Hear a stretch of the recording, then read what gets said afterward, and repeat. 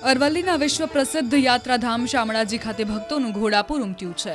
આજે પોષી પૂર્ણિમા હોવાથી હજારો શ્રદ્ધાળુઓ શામળિયાના દર્શને ઉમટી પડ્યા હતા। મંદિર પરિસરમાં વહેલી સવારથી જ દર્શન માટે લાંબી લાઈનો જોવા મળી રહી છે। તો શામળિયાને પણ આજના ખાસ અવસરે વિશેષ શણગાર કરવામાં આવ્યા હતા। નિજ મંદિરને પણ રંગબેરંગી ફૂલોથી સજાવવામાં આવ્યું હતું।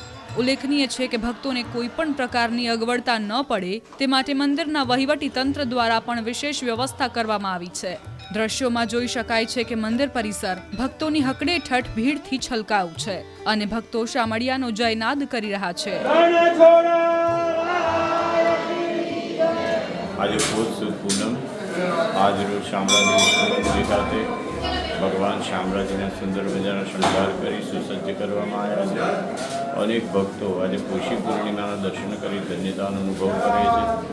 આજના દિવસની નિત્યની સેવાઓ સવારે 6 વાગ્યાથી માંડી રાત્રે 8 વાગ્યા સુધી જેમાં શણગાર આરતી પર્યંતની સેવા થઈ ચૂકેલ છે। ત્યારબાદ ભગવાનનો રાજભોગ આરતી સંધ્યા આરતી 7 વાગે અને 7:45 વાગે શયન આરતી અને 8 વાગે મૂર્તિનું સમાવેશ છે।